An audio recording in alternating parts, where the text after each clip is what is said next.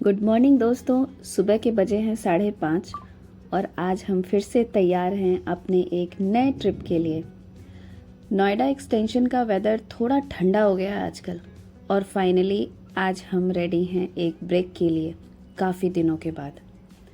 दिल्ली नोएडा की पोल्यूशन से एक छोटा सा एस्केप प्लान। और आज का हमारा डेस्टिनेशन है चक्राता। चक्राता एक बहुत ही सुंदर, शांत और अनटच्ड हिल स्टेशन है जहाँ सिर्फ पाइन फॉरेस्ट, फ्रेश एयर और प्योर साइलेंस मिलता है। तो हमने जल्दी जल्दी पैकिंग भी कर ली। सब रेडी है दोस्तों। जैकेट्स, ट्राइपॉड, कैमरा, मेडिसिन, थोड़ा सा स्नैक्स। माउंटेन ट्रिप है, थोड़ा एक्स्ट्रा कैरी करना पड़ता है। अब बेसमेंट आ गया है और ये पार्ट मुझे पर्सनली हमेशा से ही बहुत ही पसंद आता है। सुबह सुबह गाड़ी वार्म फील होती है। बेसमेंट में हल्का सा ठंडा एयर फ्लो भी होता है और ट्रिप का एक्साइटमेंट, वाओ।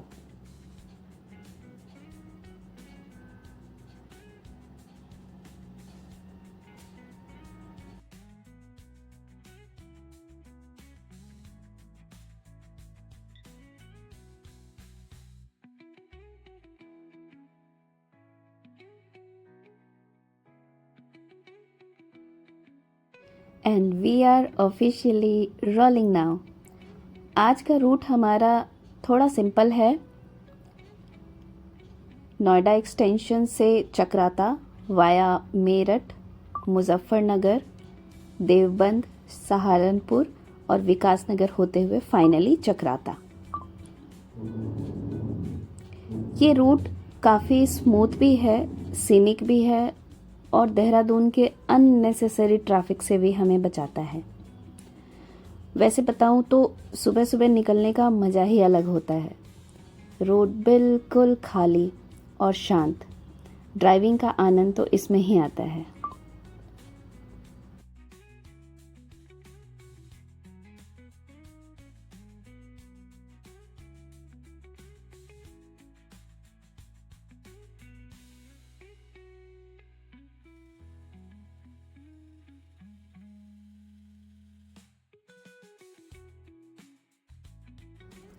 अब हम आ गए हैं दिल्ली मेरठ एक्सप्रेसवे पे।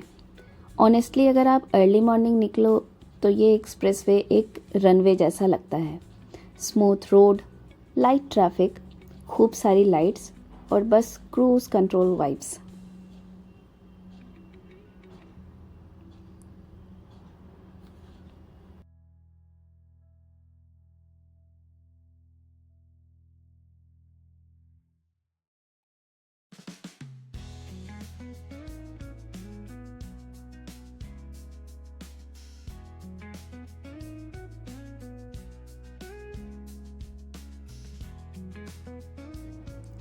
और चलते चलते हमें रास्तों का ध्यान रखना होता है। और ये आया हमारा मेरठ वाला डाइवर्जन। बेसिकली अगर मैं अपने एक्सपीरियंस से बताऊं तो हमें गूगल मैप पे 100% रिलाई नहीं होना चाहिए। हमें रास्ते पे आए हुए हर एक बोर्ड का भी ध्यान रखना चाहिए, अदरवाइज़ कभी कभी गूगल मैप बहुत ही बड़ी प्रॉब्लम क्रिएट कर देता है। यहाँ से सीधे मेरठ और हरिद्वार और लेफ़्ट को सोनीपत, तो हम चलेंगे सीधे अपने डेस्टिनेशन की तरफ। सुबह का टाइम अलग ही होता है सच में। हाईवे बिल्कुल खाली, सुबह की ठंडी हवा और वो गोल्डन सनराइज जो कि हमें बहुत कम ही देखने को मिलती है हमारे नॉर्मल डे टू डे में। हालांकि आज भी हमें सूरज की उस लालिमा के दर्शन हो नहीं पाए हैं इस पोल्यूशन की वजह से। वैसे जो भी हो, इस वक्त ड्राइव करने का एक अलग ही सुकून होता है।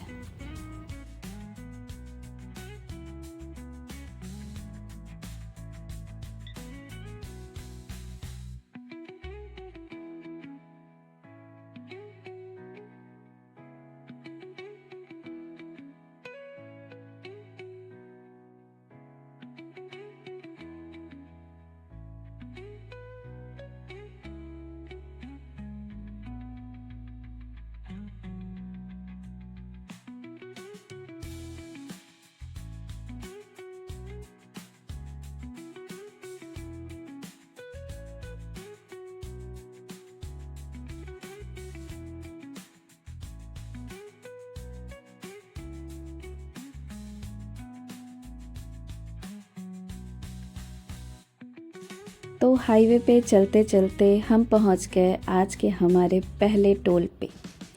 फास्टैग की स्पीड देख के हमेशा से ही अच्छा लगता है। एक छोटी सी बीप, बैरियर ओपन और फिर से फुल स्पीड हाईवे। लेकिन आज हमारे साथ ऐसा कुछ हुआ नहीं। हम काफ़ी देर फंस गए यहाँ। ये टोल शिवाय टोल प्लाजा है जो कि एनुअल पास के अंडर आता है। तो जिन्होंने भी एनुअल पास ले रखा है उनके यहाँ फास्टैग से पैसे नहीं कटेंगे। बाकी जिन्होंने एनुअल पास नहीं लिया हुआ है उनको यहाँ 110 रुपये पे करने पड़ते हैं।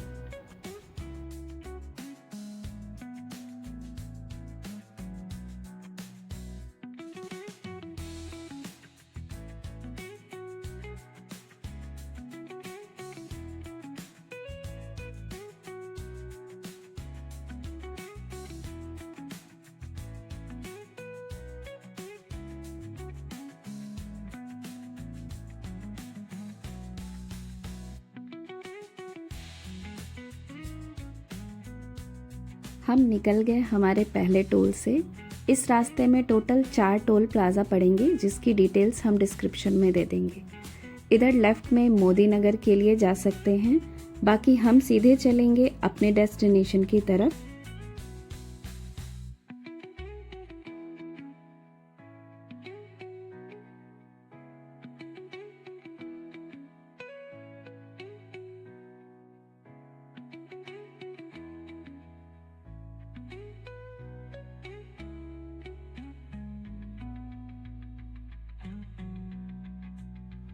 और ये 500 मीटर पे आज का हमारा दूसरा टोल प्लाज़ा आया। ये रोहाना खुर्द टोल प्लाज़ा है। आपकी जानकारी के लिए बता दें कि ये टोल प्लाज़ा एनुअल पास के अंडर में नहीं आता है और पैसे भी वैरी करते हैं एज़ पर व्हीकल टाइप। हमें यहाँ पे 175 रुपये पे करने पड़े जो कि हमारा फास्टैग से ही डिडक्ट हो गया।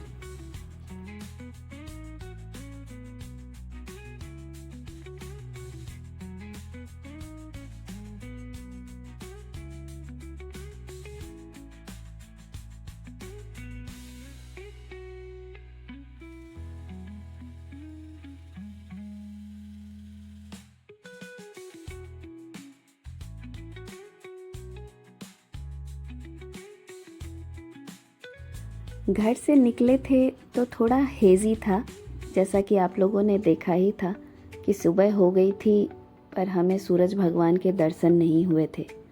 अब जाके आसमान थोड़ा साफ दिख रहा है और सूरज की रोशनी भी दिखाई दे रही है। अब जैसे जैसे हम आगे बढ़ रहे हैं you can literally see the sky getting cleaner. यही रीज़न था बेसिकली इस ट्रिप का। थोड़ी सी फ्रेश हवा, खुला आसमान और सुकून।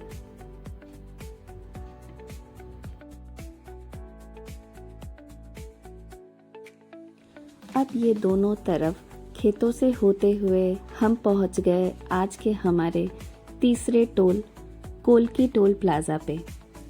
और ये टोल भी एनएच के अंडर नहीं आता है तो हमें यहाँ पे करने होंगे फास्टैग से।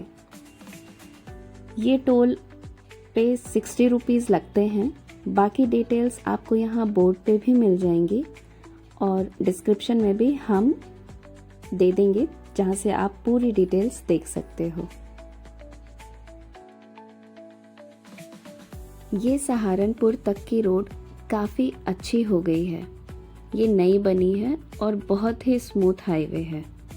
सिटी ट्रैफिक 90% तक स्किप हो जाती है जो कि बहुत ही टाइम बचा देती है हमारी।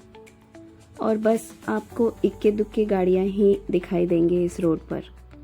जगह जगह बोर्ड भी लगी है जिससे आप अंदाज़ा लगा सकते हो कि आप सही रास्ते जा रहे हो और कितना डिस्टेंस कवर किया है।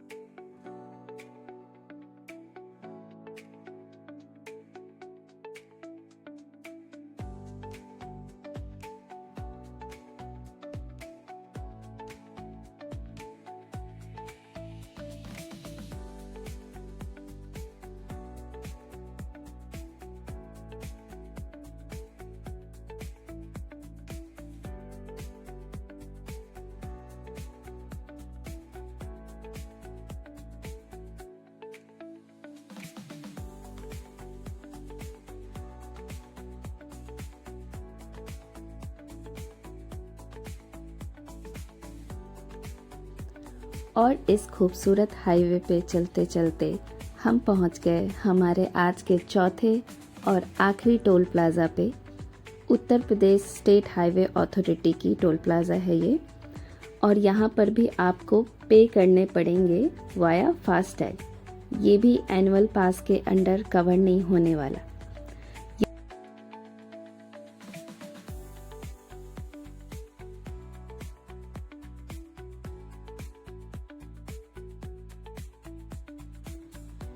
यहाँ से निकलते ही टेरेन कुछ अलग ही हो जाता है। दोनों तरफ हरियाली, पेड़ों की छांव, ड्राइव का मज़ा ही आ जाता है सच में।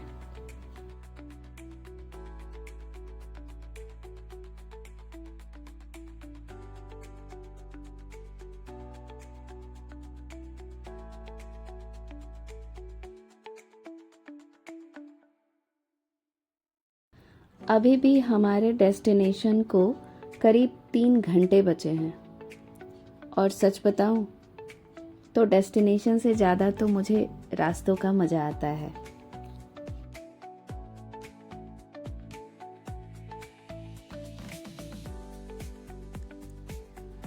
ये हमारा स्वागत हुआ आदर्श नगर पंचायत बीहट में। यहाँ थोड़ा सिटी ट्रैफिक देखने को मिल सकता है। लोकल शॉप्स, स्कूल के बच्चे और लोग जो अपने अपने कामों की तरफ जाते हुए देख रहे हैं। यहाँ से आप देख सकते हैं विकास नगर 49 किलोमीटर है और पोंटा साहिब 51 किलोमीटर है।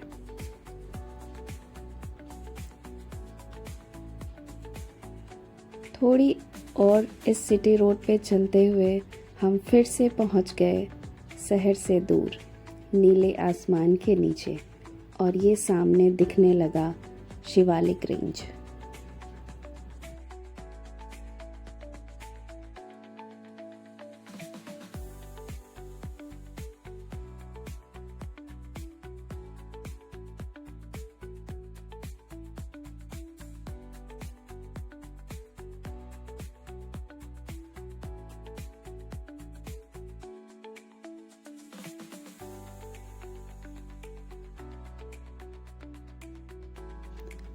सहारनपुर और विकासनगर के बीच की ये शिवालिक पर्वतमाला की पहाड़ियाँ हैं।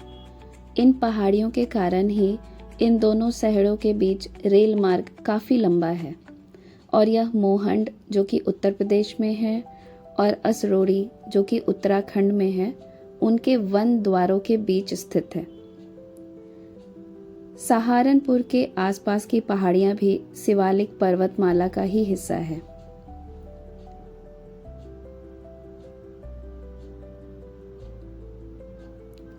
ये पर्वतमाला हिमालय की तलहटी और सिंधु गंगा के मैदानों के बीच एक प्राकृतिक सीमा का काम करती है, जो कि वेस्ट में सिंधु नदी से ईस्ट में ब्रह्मपुत्र नदी तक है लगभग।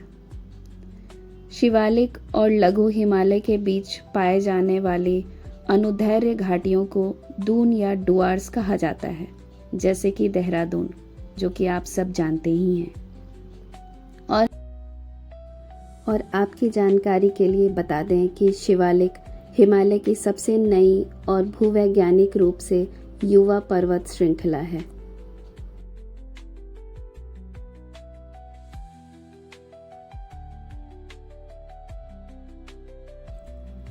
अगर हम इसके धार्मिक और पौराणिक महत्व की बात करें तो शिवालिक का अर्थ है शिव की जटाएं, और इन पहाड़ियों का स्थानीय पौराणिक कथाओं और विरासत में एक महत्वपूर्ण स्थान है। अपनी प्राकृतिक सुंदरता के साथ यह क्षेत्र सांस्कृतिक और ऐतिहासिक महत्व भी रखता है, जो इसे पर्यटकों और खोजकर्ताओं के लिए काफ़ी आकर्षक बनाता है। अब ये आया प्रवेश द्वार। रोड थोड़ी खराब है, गड्ढे भी हैं और उसके साथ बैरिगेटिंग, जिसकी वजह से हल्की ट्रैफिक मिल जाती है यहाँ अक्सर। बट ये बस थोड़े दूर तक है, करीब 500 मीटर।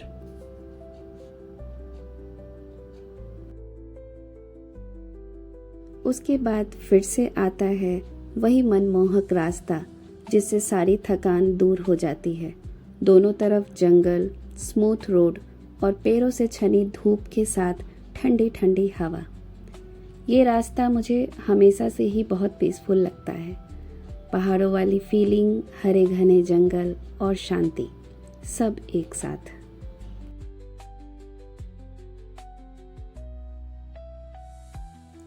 इसके साथ ही फिर से एक शहर की झलक, विकासनगर, जो कि बस 5 किलोमीटर पे है। हमने अभी तक ब्रेकफास्ट नहीं किया था और एक चीज़ जो मैंने नोटिस करी, इस रास्ते पे आपको ज़्यादा कुछ खाने पीने का ऑप्शन मिलता नहीं है। तो मैं ये रेकमेंड करूँगी कि आप लोग सहारनपुर से पहले तक में ही या तो कुछ खा लें या फिर कुछ पैक करा लें। हम भी कुछ ऐसी जगह देखते हुए आगे बढ़ रहे थे।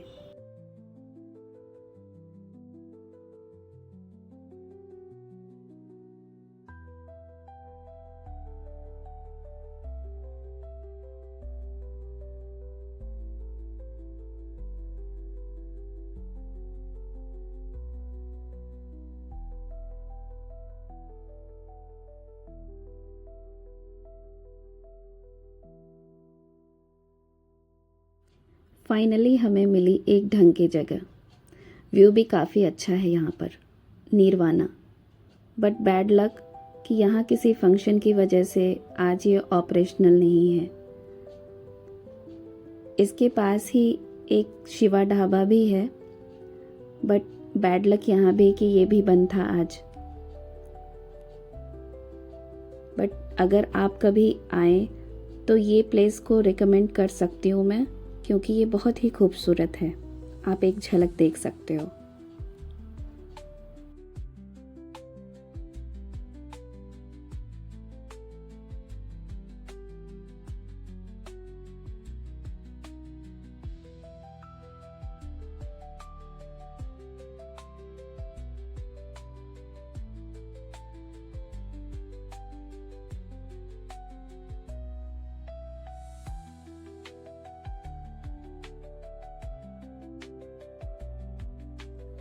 फिर से यूं ही आगे बढ़ते हुए हमें प्लेन से पहाड़ियाँ दिखने लगी थी, जो कि चक्राता की पहाड़ियाँ थी। पहाड़ों को देखते ही अलग ही आनंद आता है।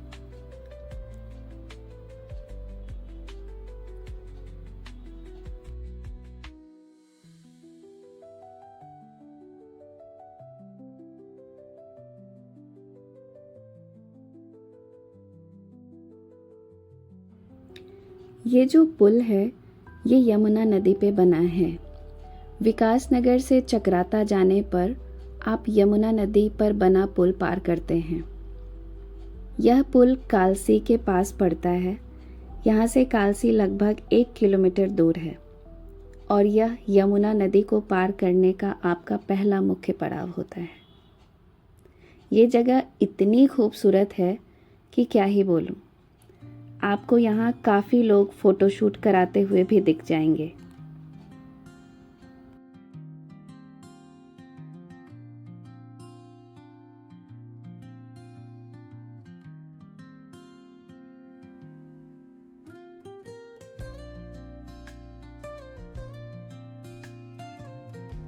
विकासनगर चक्राता मार्ग पर आगे बढ़ने पर टॉन्च नदी भी आती है, लेकिन यह यमुना नदी का पुल रास्ते में पहले पड़ता है।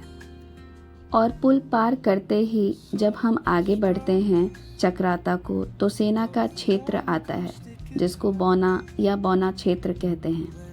यह एक महत्वपूर्ण जगह है जो आर्मी के नियंत्रण में है।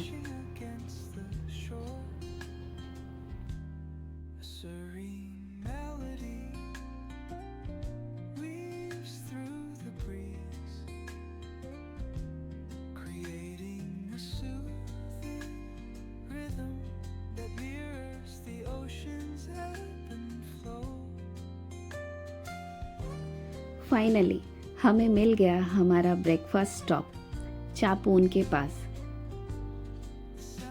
हालांकि शॉप ज़्यादा बड़ी नहीं थी, बट आप लोकेशन देख लो, अनबीटेबल। यहाँ पर हमने मैगी खाई, जो कि बहुत ही टेस्टी बनाई थी भैया ने, और चाय, उसका तो जवाब ही नहीं। अगर आप लोग कभी आओ तो ट्राई ज़रूर करना, नरेश मैगी पॉइंट पे।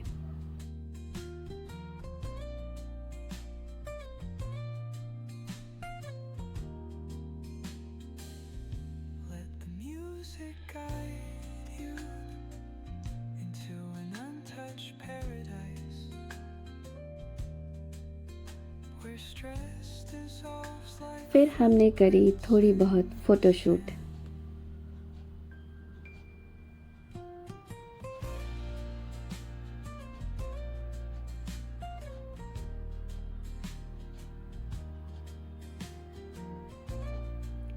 फिर हम निकल पड़े अपने आज के स्टे की तरफ, जौनसार होते हुए, जो कि रास्ते में ही पड़ता है।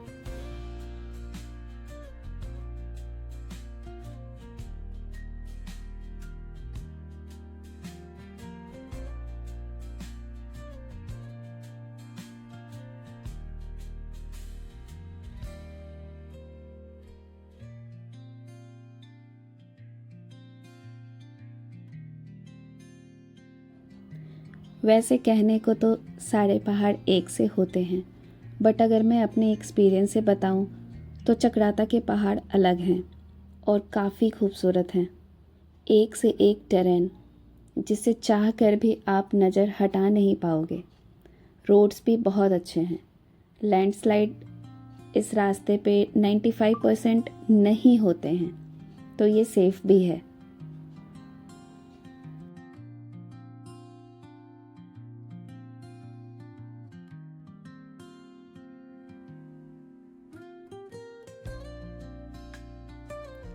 चक्राता जाओ और रिजॉर्ट प्रकृति अनवाइंड की बात ना करो तो फिर यह जस्टिस होगा नहीं उसके साथ। लोकेशन बहुत बढ़िया है रिजॉर्ट की। आपको बता दें कि ये कोई प्रमोशनल वीडियो नहीं है, जस्ट इन्फॉर्मेटिव। सो मैं जितना हो सकेगा ट्रू ओपिनियन दूंगी, जिससे आप लोग जो भी ये वीडियो देख रहे हैं उनको जगह को जानने में आसानी हो और आप सही तरीके से प्लान कर पाओ। नेक्स्ट टाइम जब भी मैं चक्राता जाऊंगी, मैं इस रिजॉर्ट को कवर ज़रूर करूंगी। और हाँ, ये रिजॉर्ट चक्राता से लगभग 5 किलोमीटर पहले पड़ता है। फाइनली अब हम पहुंच गए कैंटोनमेंट जोन चक्राता में। हम यहाँ से लगभग 5 मिनट की दूरी पर हैं अपने स्टे से। लोकेशन बहुत ही औसम है और यहाँ से आप स्नो कैप्ड हिमालयन के भी दर्शन बहुत अच्छे से कर सकते हैं।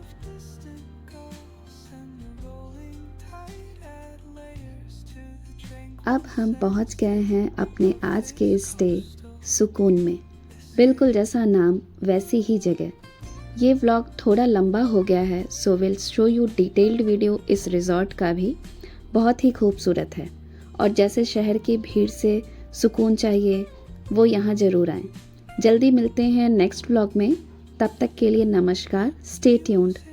Do like, share and subscribe our channel and share with all your friends. Thanks for watching.